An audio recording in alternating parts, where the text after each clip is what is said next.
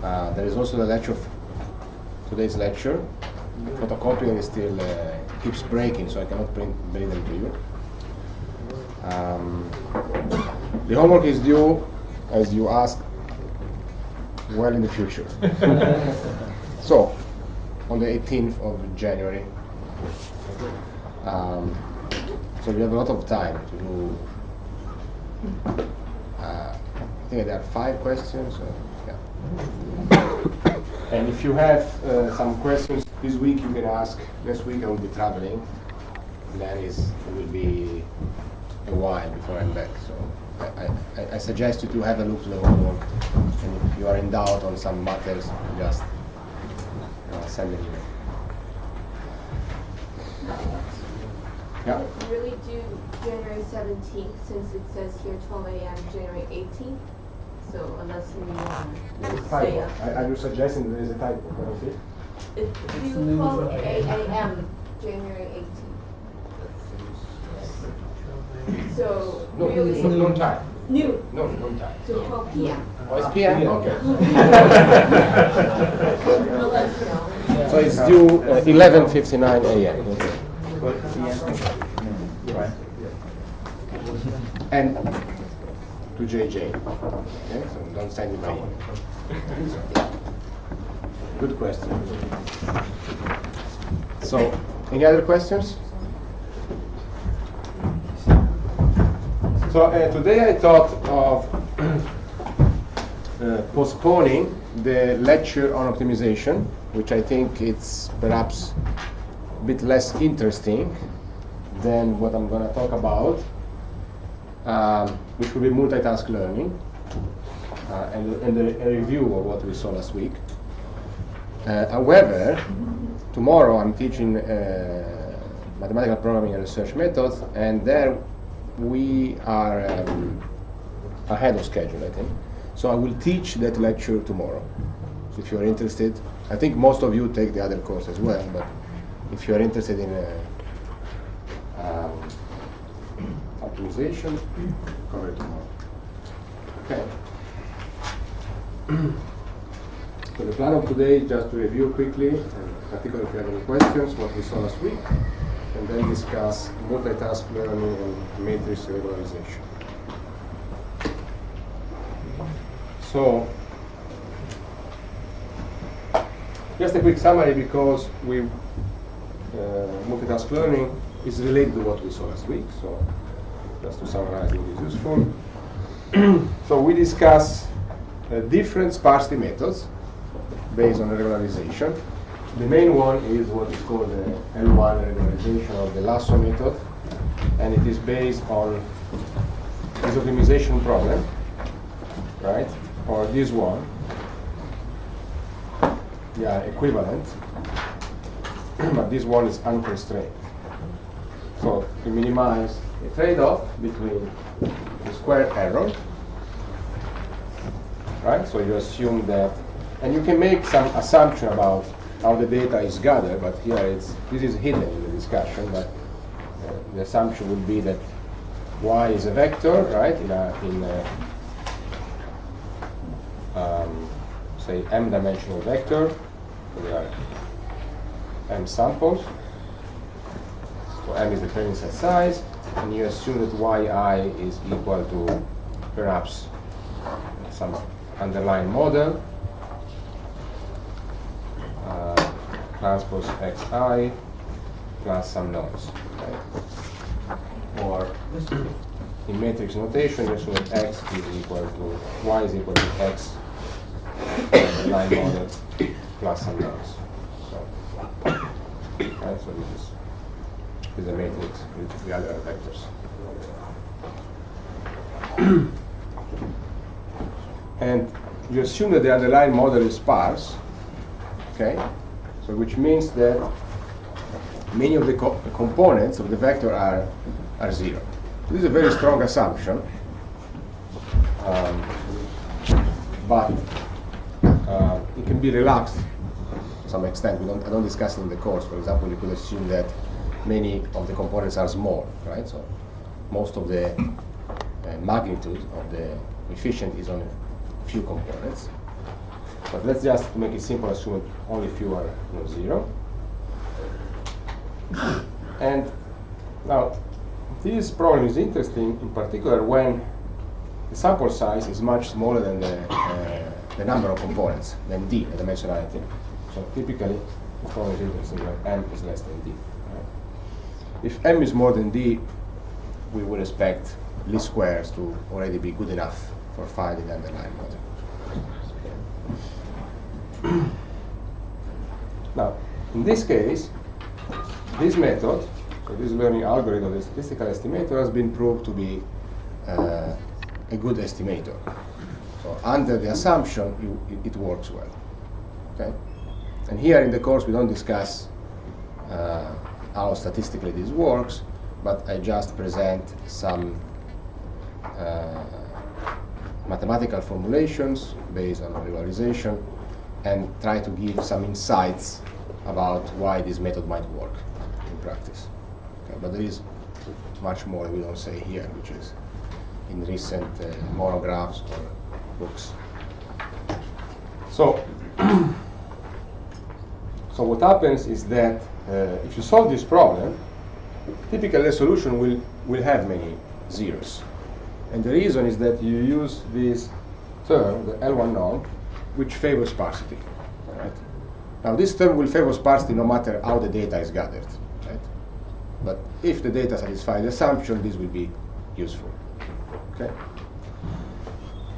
So last week we discussed mainly how to some basic property of this problem. Right? So, for example, it's not difficult to see that this is a quadratic programming problem. So it's similar to those that we encounter with support vector machines, for example, if you remember. And we discussed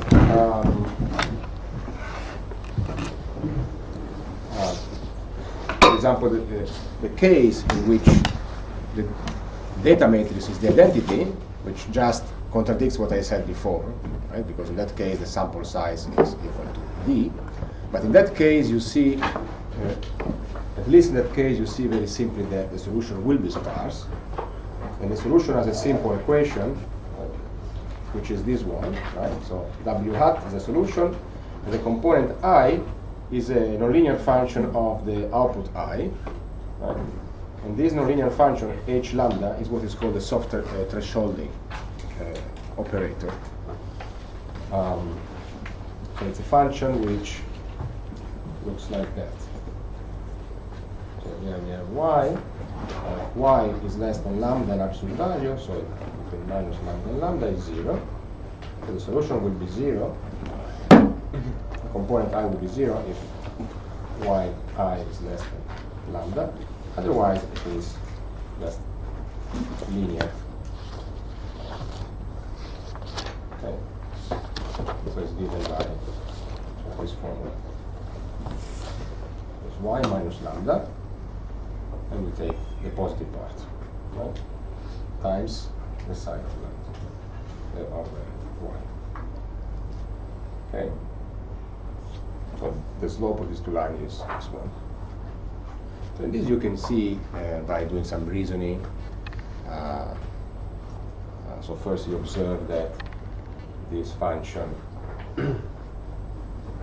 is convex, strictly convex, and it grows at infinity, so there must be a unique solution.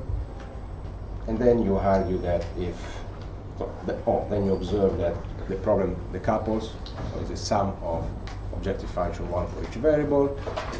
So then you can just, without loss of generality, consider the one-dimensional case, something like this. Right?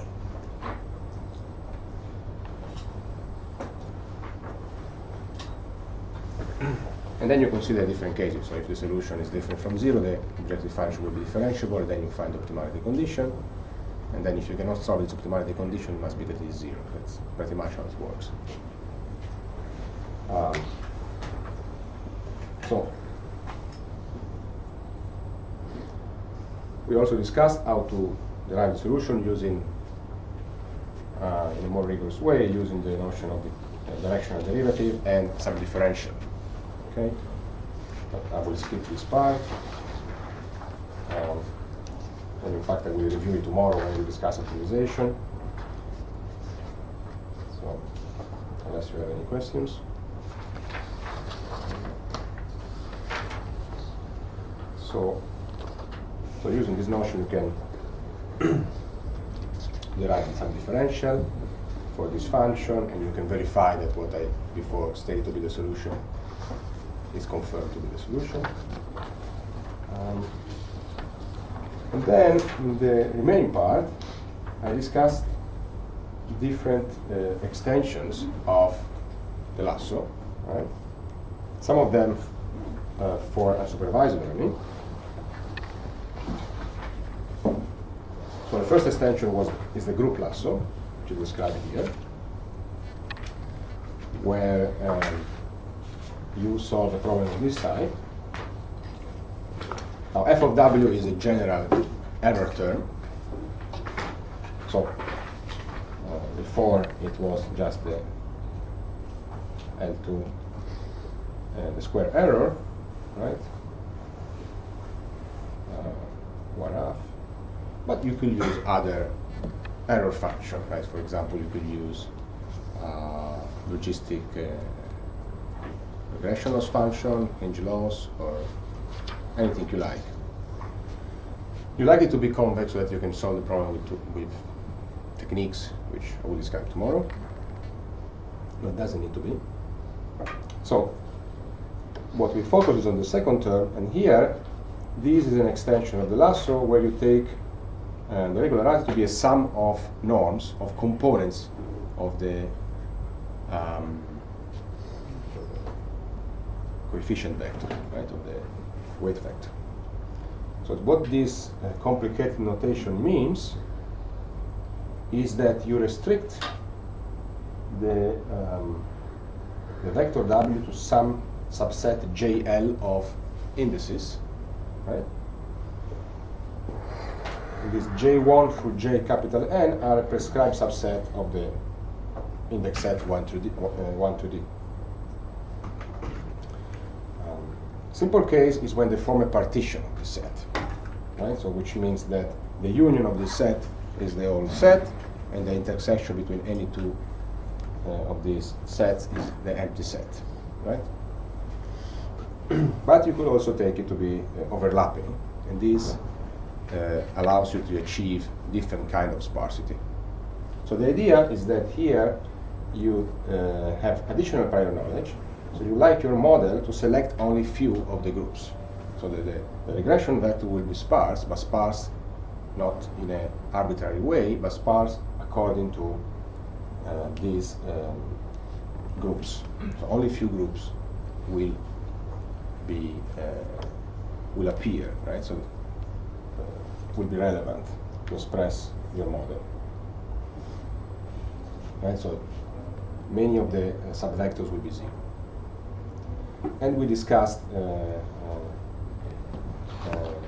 example, we started this example, which is quite interesting, where you choose the group in a hierarchical fashion, and that allows you to encourage an ordering between the component of the regression vector. Okay.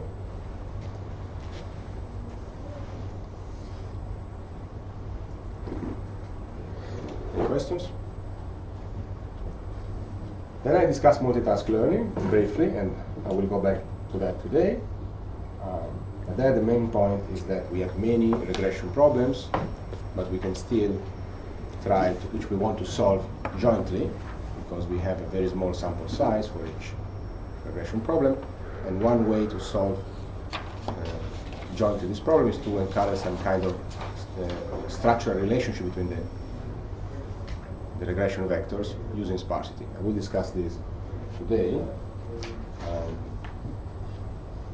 So I'll skip this part.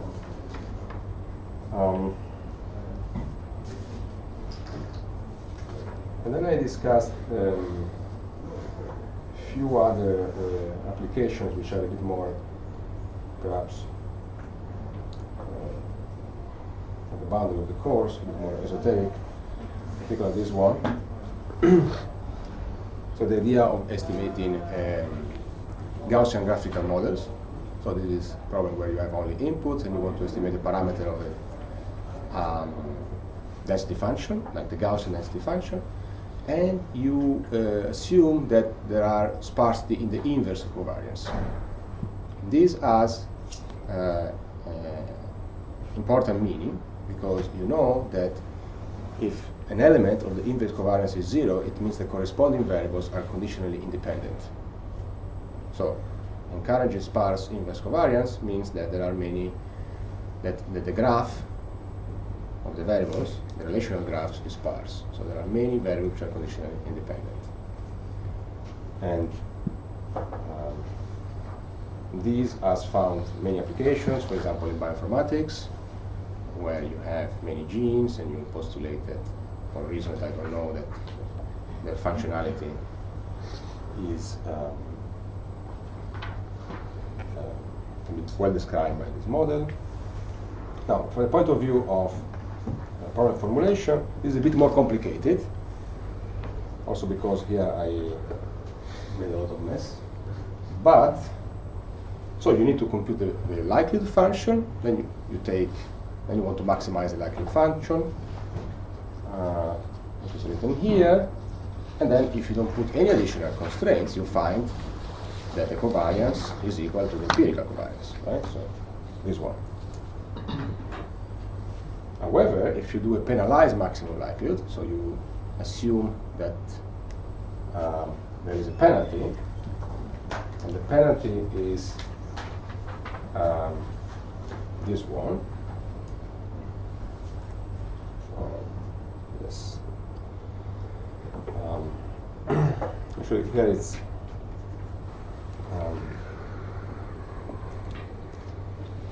so this should appear as a penalty, whereas here it appears as a constraint. But when we discuss the Lasso, we also present. So it's essentially the same. So if you, instead of just maximizing the this is the minus log likelihood. So instead of maximize, you minimize.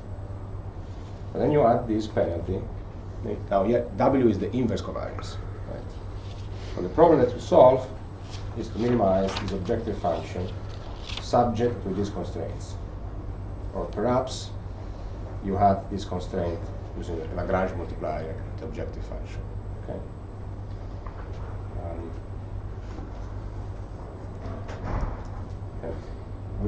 I didn't say more than that, but so there are methods to solve this problem, and there are a number of empirical results which show that it works well.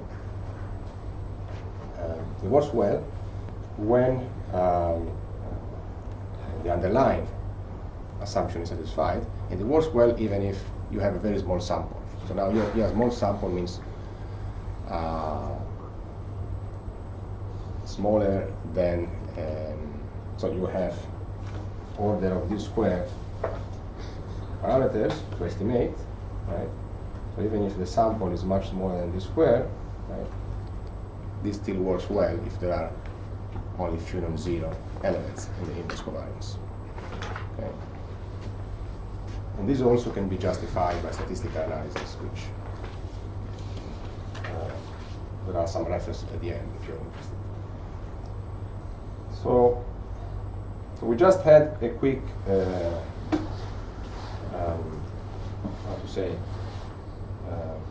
overview of several methods, each of which requires more time and effort if you are interested in knowing more and using this stuff. But so if you're interested in using this stuff on some, say, application you're working on, you are not too far after reading these notes from that, because most of these methods have software toolboxes implemented.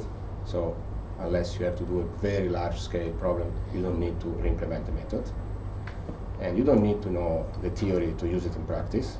If you want to understand more deeply why this stuff works, then there are, say, more theoretical papers that you may want to read. So,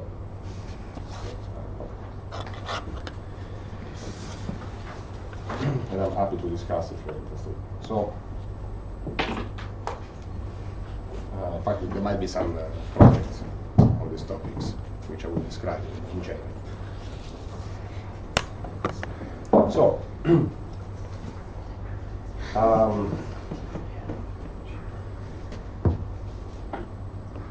so then finally, I also discussed dictionary learning, right, which is another method for unsupervised learning, which can be seen as an extension or a variation of principal component analysis, or perhaps an alternative to principal component analysis, in which you look for basis vectors, which are not orthonormal like the principal components. They don't need even to be linearly independent, right? So this would be the columns of this matrix W. So this in PCA will be orthonormal set of vectors. Excuse me, if they're not linearly independent, do you still call them bases? Yes, they are still. It's a bit. So that doesn't mean that they're linearly independent. Yeah, but it's okay. So I think it's okay. They might be right, but in the papers they are still full bases.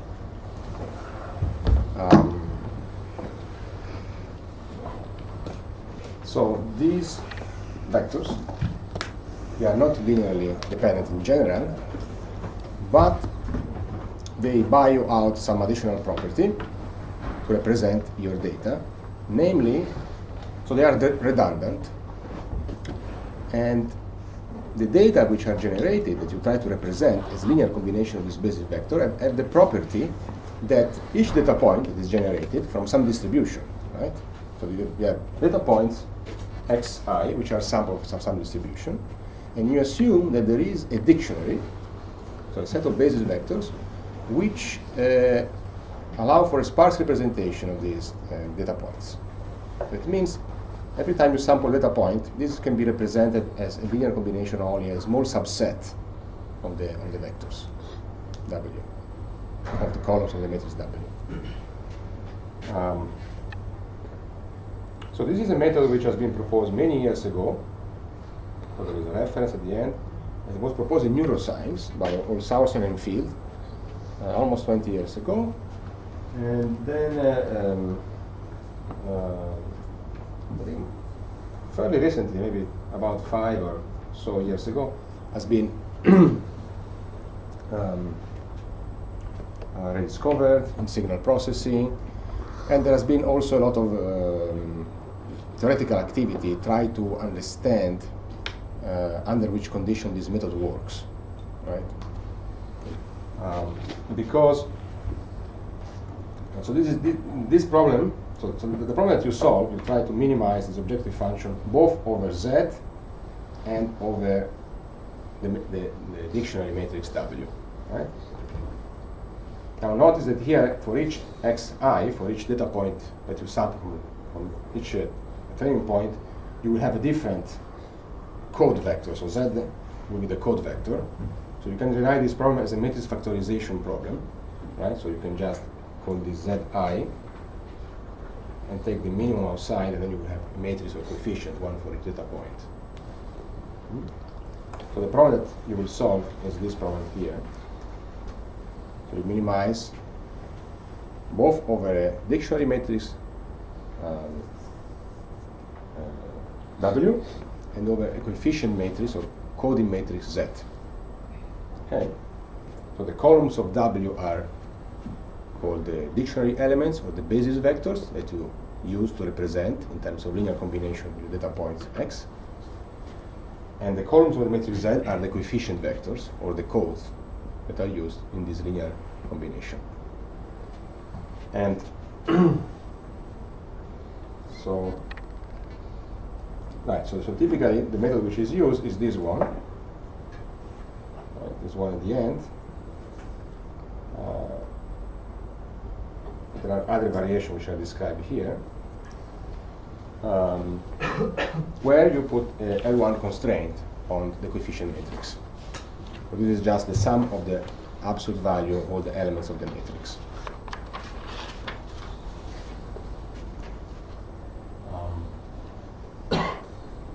Does it make sense? this last problem, or the purpose of this slide is also to point out that several methods which you have encountered elsewhere, for example, k-means clustering, or have you heard of non-negative matrix factorization? So that's another method where you try to represent your data as the product of two matrices. The first interpret as a basis vector, the second as coefficient vectors, which have non-negative elements. That's another way. And this also achieves parsimonious representation of the data points, because this constraint will encourage many elements to be zero, right? Many elements of this means to be zero. So in this case, not only the coefficient matrix will have many zeros, so not only you have a sparse linear combination representing each data point, but also the basis vector, each of them, many of the components will be zero. Right? So what happens here, so if you read some of the original papers, for example, when you apply these to images, so when so each column of X is an image, right? So it could be a face, for example. Right? So you have many of them, and then you solve this problem, and then you find the columns of W, which are the basis vectors. So you can look at them. They will also be images, and you can look how they look like, right? And you will see that they tend to be localized. So many pixels are zero or nearly so, and then there are some regions which are non-zero, which maybe are resembles like some parts of the face. So people have interpreted these kind of methods as the composition of the object you try to represent into parts, right, which carry information in the representation. But there is not so research in this area is far from being complete. And so, for example, there was a paper in the last conference. The COLD conference is the Computational Learning Theory Conference, is the theory conference of machine learning. And there was a paper which I think won the Best Paper Award, which was studying the sparse coding method, and was trying to give a justification why it works under certain assumptions. Why, if the data are generated by an overcomplete dictionary in a sparse way, under which condition you can recover this underlying model, the underlying dictionary, right? It is a non-trivial problem because, unlike all the other problems that I described, the problem is non-convex, so it is there is an additional difficulty that you can represent a matrix as a product of two matrices in many ways, so there is this redundancy which makes the problem more difficult to analyze. Okay.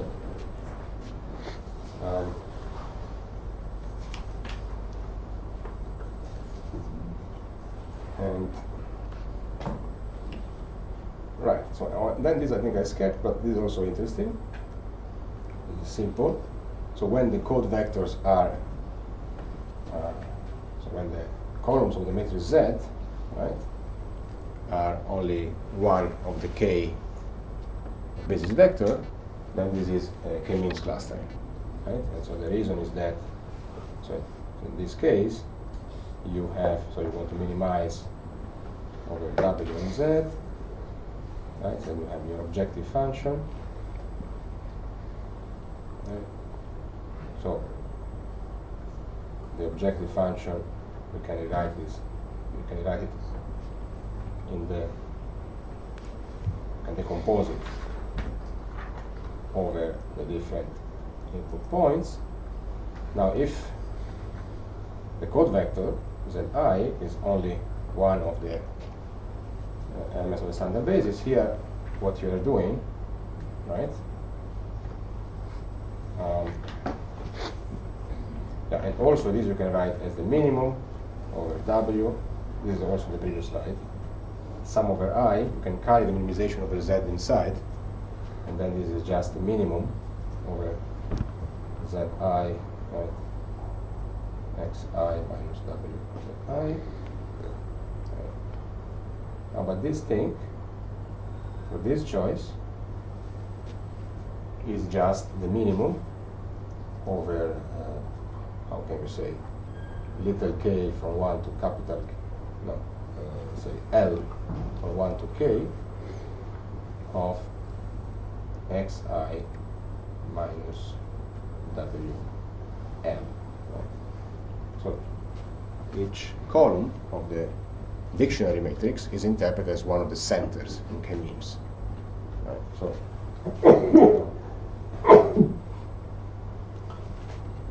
So this problem of matrix factorization is very general, and it includes several known algorithms.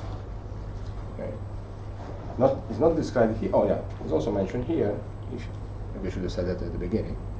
If you don't have any constraint, it's essentially PCA, where k, right, the number of factors, is the number of columns of the matrix.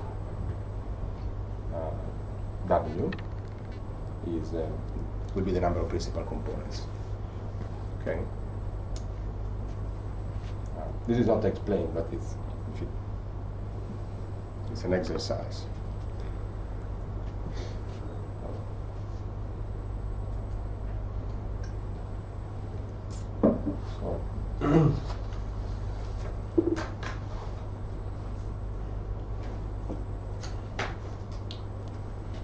So,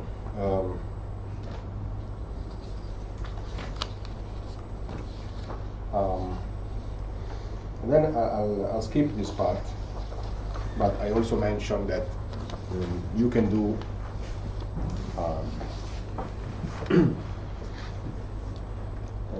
nonlinear. You can use sparsity for nonlinear modeling, right? So all these models are linear, either supervised or unsupervised, but you represent the object of interest as a linear combination of something, or as a linear regression, right? You can extend this to nonlinear modeling using kernel methods. But I'll skip that.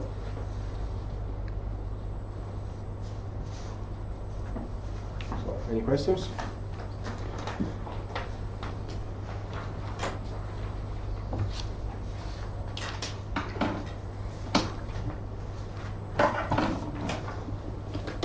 So,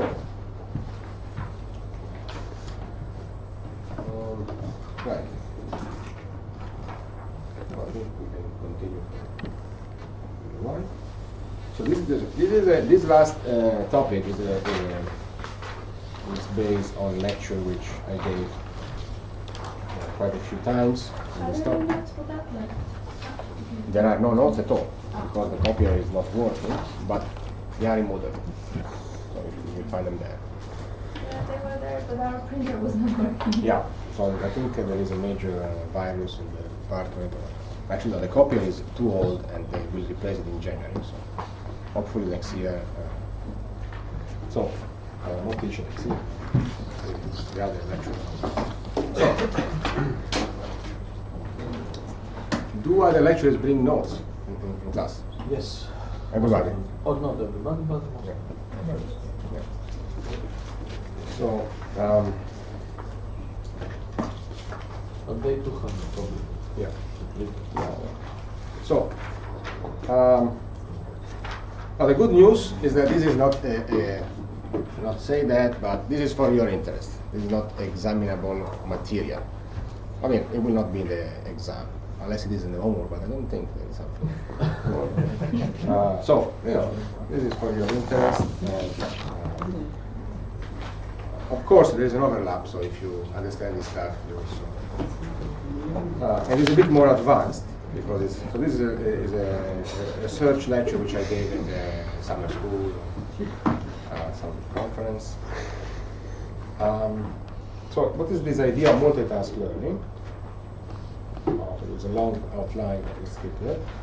So it's this problem here, right?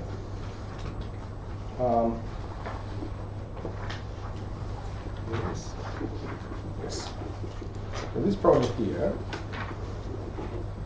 So when you have many supervised learning problems that you want to solve, so the next slide will be simpler, but so you have an input set, which typically will be RD, as we know, and the output, which is typically will be R, or it will be two labels for binary classification. And you have different supervised learning problems. So each problem is to learn a function, right, ft, right, where t goes from 1 to capital T, and capital T is the number of tasks, number of regression problems. Now formally you have mu1 through mu-t, each of which is a probability distribution on the input cross output, from which you generate the data points. So there are different, sometimes they're also called different data sources, right? And for each you have your training set or your sample, right? Where here you can see there is the first index is the which task you want to solve. So you have xt1, yt1 is the first data point for the task t, and then you go until n. So n is the number of turning points for each task. And yeah, I simplify a little bit, but you could have different training set sizes for the task. So the first task will have 10 points, the second 20, the third 4. Typically, they will be small in number, the samples.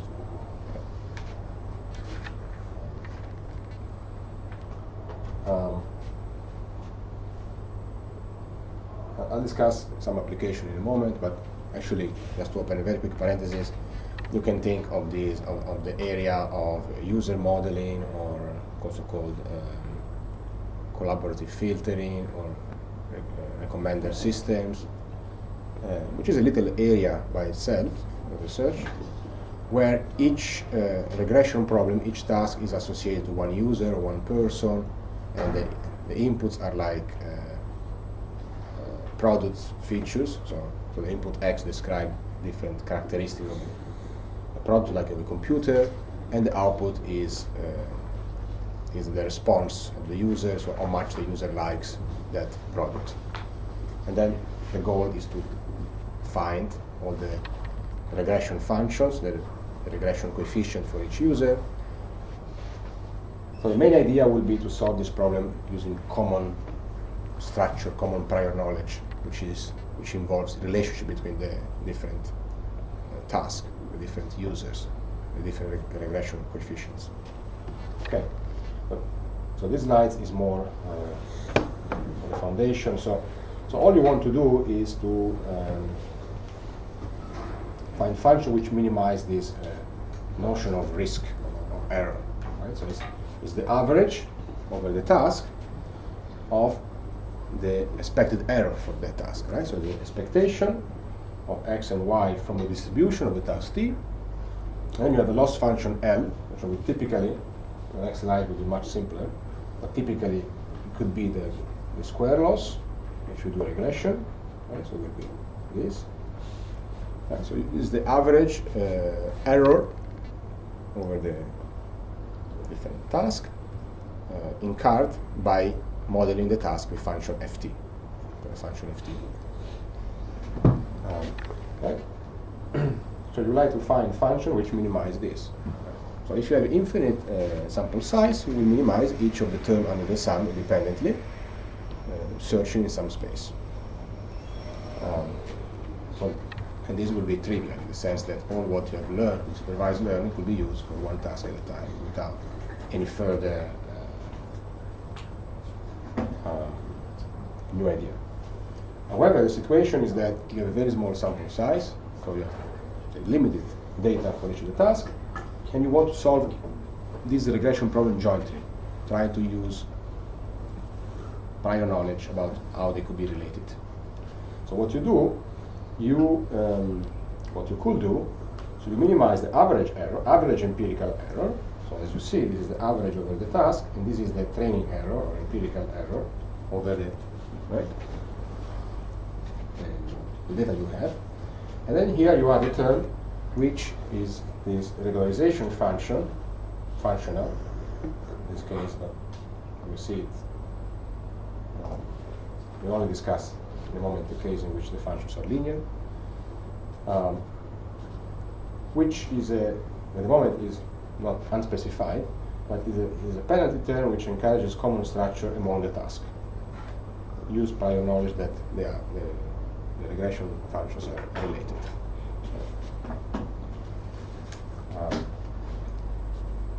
Right? And I should say that this stuff, I think I'll mention it later, there are also some very interesting Bayesian approaches that I don't describe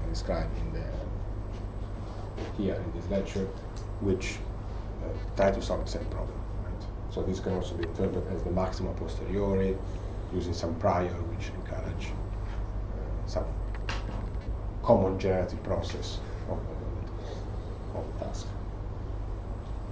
I will briefly go back to that later.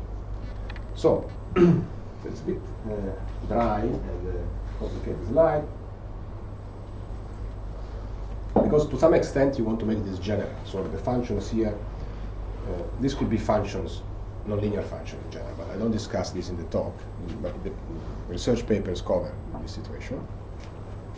What I discussed today, and in a way it is the most important part, is this case, is the case where each task is a linear regression. And if you understand this part, you are not far from the full picture, I think. I think this is the most important part. Right? So we focus on linear regression.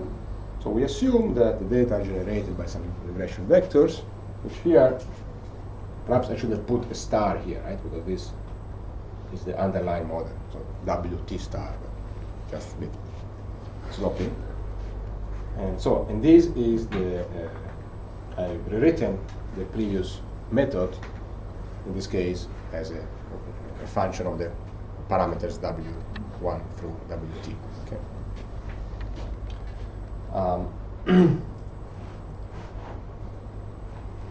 As I said already many times, and this is also again what I said before. So the idea is that the tasks are related and there is a small sample size per task.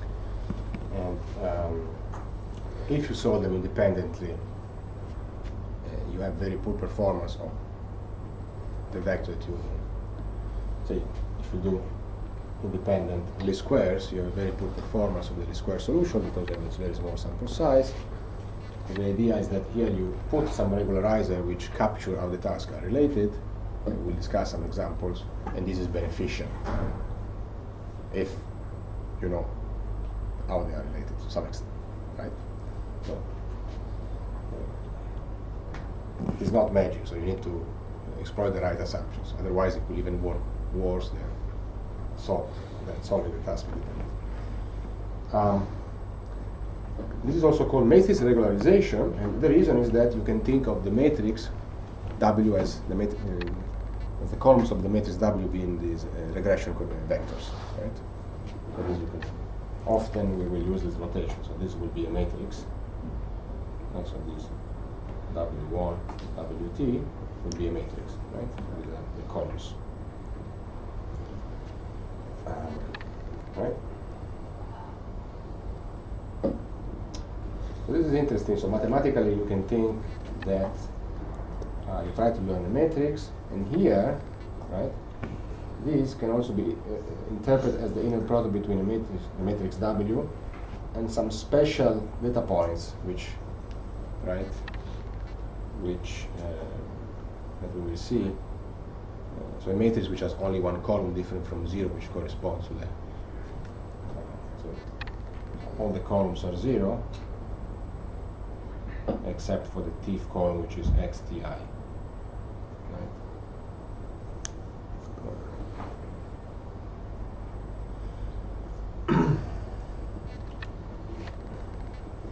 Right.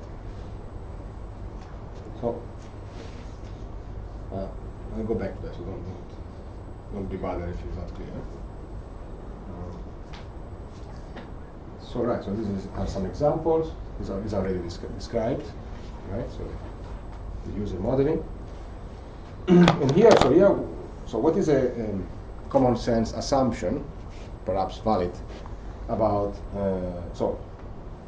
the way different people make decisions about products are related. So this is what a colleague of mine told me some time ago, and is working in this area of decision sciences, which is important in business schools, apparently. So he's working at INSEAD Business School, and in fact, so this is some problems I work on, and he kind of proposed to work on this problem, and mentioning that this is an important area in management sciences, and there are a number of papers in which they assume that indeed these regression vectors have a small variance. So that's a very simple assumption. Or, for example, they assume that they do a Bayesian model. They assume that the regression vectors are sampled from a Gaussian distribution, which has a certain mean and has a small covariance matrix. So but here, using this regularization approach, the regularizer will be something which involves the variance of all these regression vectors, right? So it will be something like that. It will be the sum over t, and then wt minus the mean. Or maybe we'll see that. Here is another example, which this is from computer vision. So here, in this example, each task is a classification. It's not regression. It's binary classification. But as we have seen in the course, using sample vector machines, this is like learning a real valued classifier, then you trash it, right?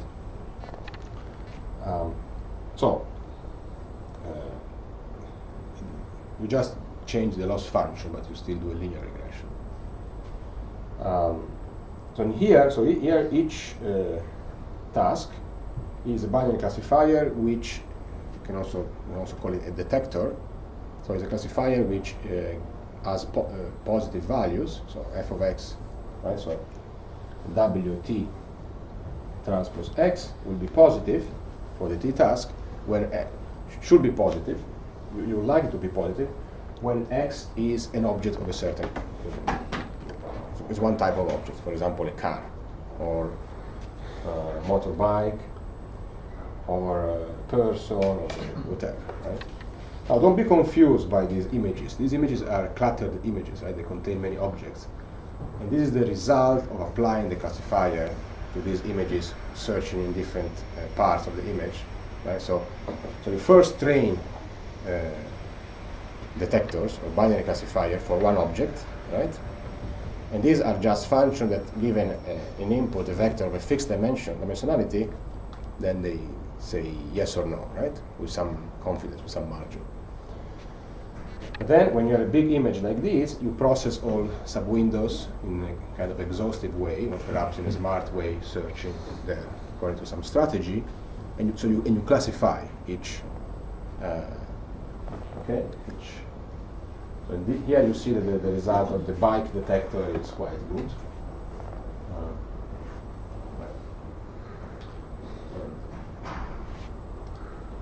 So is it clear what? Here the multitask problem will be that you have many object detection tasks. So each is a binary classifier, and maybe you don't have many data points for each of these tasks, because collecting images is expensive and labeling them is expensive. So also some objects might be not very frequently present into databases. So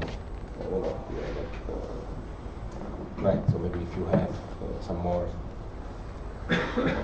special kind of objects like vans, right? It's one example. So they're not as frequent as cars or buses. So maybe you have only 50 images. So it's difficult to find the parameters of these of each classifier one by one. So here, so one idea which has been exploited So this is probably the more mainstream idea of multitask learning, is to say that there are some common features which are important across all these tasks. But these common features are not known a priori, so they are part of the learning process. So you want to learn some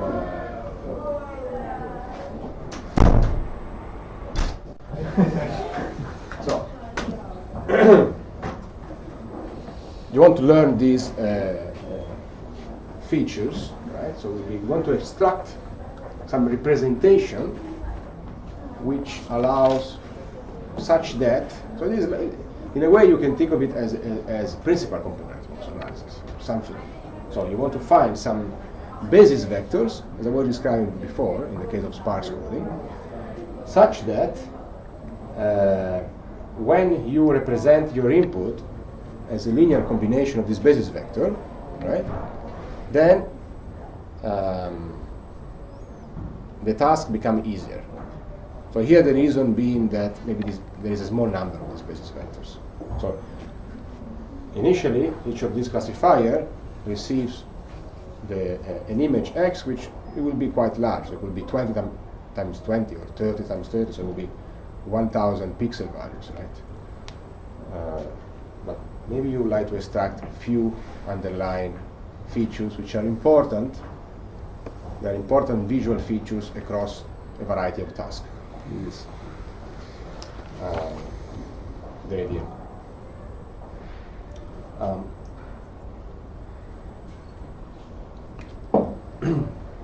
And this is an idea which was also, right, so in these early works in machine learning, where I think some of the first works where multitask learning was studied, it was studied in the context of neural networks, and so the idea that there was if you know about neural networks, I think they are not covered in supervised learning. So there are some more non-linear, so they are an alternative to kernel methods that we haven't described in the course, in which you represent your regression function as a nonlinear function which involves layer of parameters.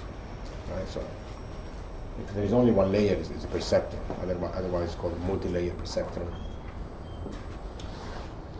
And here in these works, they will assume that each task is a nonlinear network with two layers, right?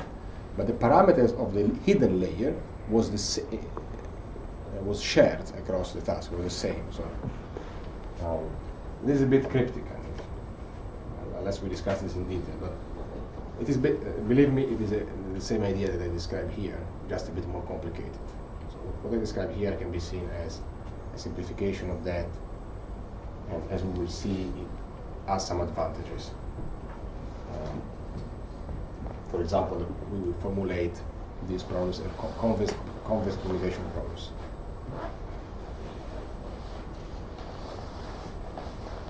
Before the break, let me discuss quickly one more example, and then we stop. So this is the last example, just to motivate multitask learning. And so here, in the context of computer vision, this is also called intra-class transfer. So in computer vision, they're interested more in classification or this kind of detection problems. So they want to do some intra-class transfer, so transfer of knowledge between the different classes. So they use this word, but it's very similar. Right, I want to go back to the collaborative filtering. Right? And another interesting case, special case of multitask learning, is the problem where you want to find the entries of a matrix. It's also called matrix completion. So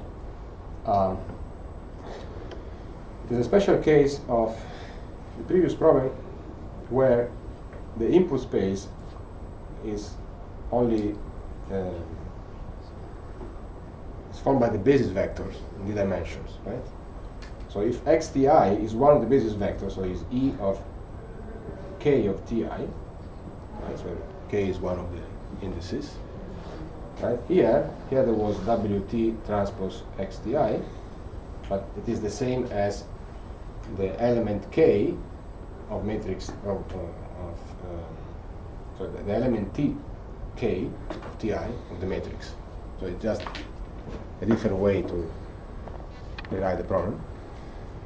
So in this is a special problem in which you see directly, right, that there is no x basically, right? So there are just entries of the matrix. So the error function is the square error on a subset of the entry of the matrix that you have sampled, right? Right? So the columns go from 1 to T, and the rows from 1 to D. And here we have sampled in a certain way. So you have gone through all the columns, and for each column you have sampled actually different number of elements, right? So the first column you have sampled 2, second 2, the third 3, and so on. But here the goal is to learn the underlying matrix, right? So this has an application in collaborative filtering, because you can think as the column indexing users and the rows indexing products, which are not described by any features. They are just indexed by, they are just described by a label, an index. So this could be different movies, for example. So in here, so one assumption which works, which allows you to recover the underlying matrix even if you have only sampled a few elements, are low rank assumptions. Right? So the assumption that the underlying matrix is of low rank. Okay, so we'll describe also this in the remaining part. Okay, so we can stop.